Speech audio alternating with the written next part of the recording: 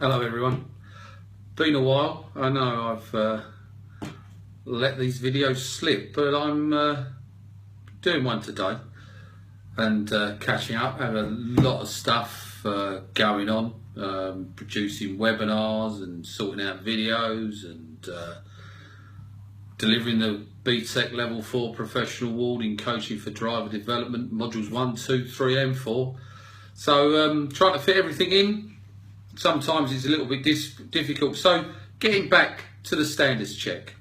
I was on risk management and I'd done the first one in risk management. It was the second competency.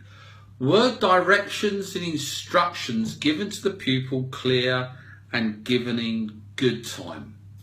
I mean, this is fairly obvious, but you know, if directions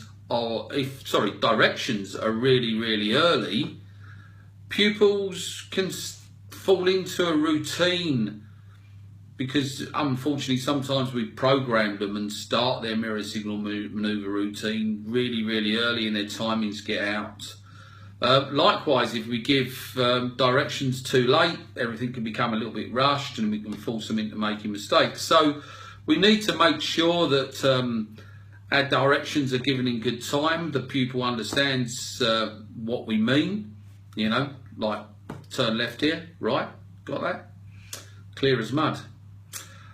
And also, there may be times where you've agreed a route and the pupil is working it out for themselves. So you don't need to give any directions. They're practicing their independent drive, or, you know, you're going to be doing the next 3 left turns on your own. I won't be saying anything. I want to watch you do these. So as long as the pupil knows there's no directions coming, then that will be fine. Were instructions given to the pupil clear and given in good time? You know, if you're going to give instructions, pupils got to have time to process that and act upon it. Well, if they're focusing on their driving, sometimes, as you know, they just don't listen to you. And you could be saying, clutch down, clutch down, clutch down. And then, you know, really resort to that tried and tested method of poking them with the pen.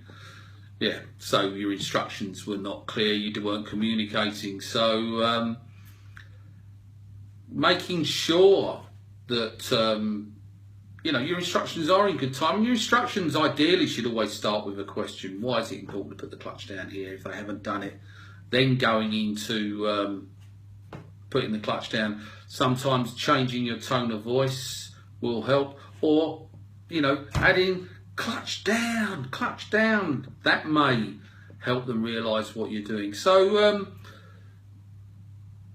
just the obvious, really. Were directions, instructions given to the pupil clear and given in good time? Did they understand the language? Were you communicating them in the language that they understood? I mean, sometimes, you know, when we're communicating, we want to match the language of the student. So, for example, if they're a visual learner, yeah, you can see it's time to put the clutch down. If they're an audio learner, maybe, can you hear it's now time to put the clutch down? And if they're a kinesthetic type of learner, can you feel it's time to put the clutch down? So just maybe talking to people in their own language. Okay, that's it for the moment. Oh yeah, I've got a selfie stick, so this might be a bit wobbly. This is my first attempt with a selfie stick. Yeah, I know. I will learn. Okay, cheers. Bye-bye.